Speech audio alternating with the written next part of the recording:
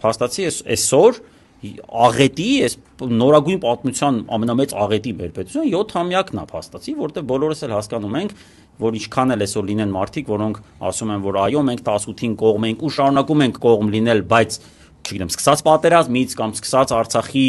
կորստից մենք արդեն այդպես հասկացանք, որ այն չի, ամեն դեպքում մենք պնդեցինք, որ դա